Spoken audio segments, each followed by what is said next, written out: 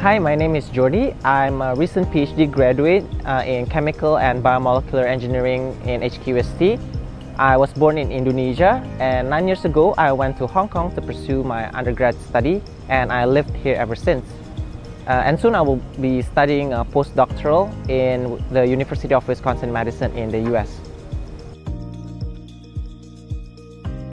Halo, nama saya Jordy. Saya baru mendapatkan gelar doktoral di bidang teknik kimia dan biomolekuler dari Hong Kong UST.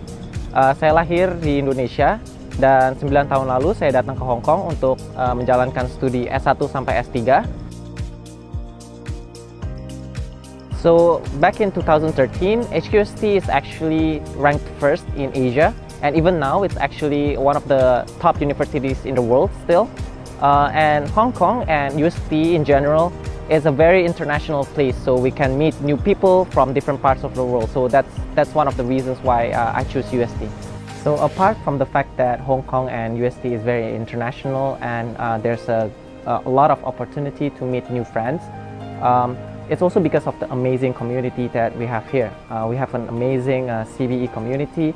So we are a small department, and in fact we're the only chemical engineering department in Hong Kong.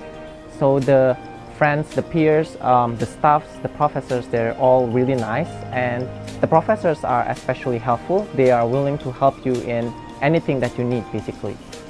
And there's also a lot of interdisciplinary research and also collaborations that happening in our department and in our lab. So that's also one of the reasons that why I kept choosing UST. Also, the stipend in UST is actually very nice. It's arguably better compared to other places around the world. Okay, so the iGEM is the synthetic biology team. I joined iGEM back in 2013 when I was still in the UG. I was one of the team leaders, and at that time our project was to create a bacterial sensor to detect a dangerous pathogen called Streptococcus pneumoniae. So in this iGEM project, we spent the whole summer and basically one semester. So it's 1 year, 1 year long project in the lab, doing research, doing experiments and analyzing data. One of the most memorable experience for me is, so for this iGEM competition, we have to build a website, right? We have to showcase what we have done, what our project is. So in building this website, everybody have to be involved because everybody have their own parts, right? Only they know what they did. So all of us built this website, and there's this thing called wiki freeze. Basically, they will freeze this website and no more changes are allowed. And the deadline is actually 6 a.m. in the morning, Hong Kong time. So all of us are basically sitting in the library, stressed out. Yeah, we built this website, and some of them are crying, and then they closed this website, and the ending is actually a happy ending. We competed in Boston and we won the gold medal for UST. Yeah, so it's all worth it. Well, I really love what I do. I really love doing research. I like doing experiments, and even until now I really love to do it. The love for research haven't died out since the first time I fell in love with it. So for now, I just keep on going, doing what I do. I mean, there's no reason for me to stop. Perhaps in the future, if I find something worth pursuing, I would like to try. But right now, I will still do research, and I love research, so I will do the postdoc.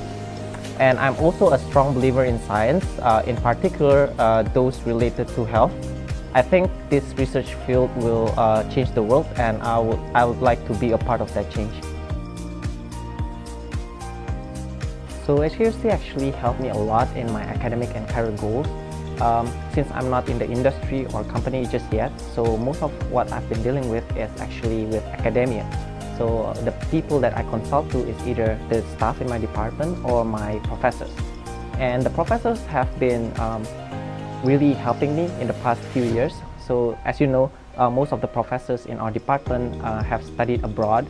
So they have a lot of connections with other people in US, Europe, or other countries. So they have a lot of people for them to refer you to, right? So this is the kind of help that you will be needing if you're a PhD student or a grad student.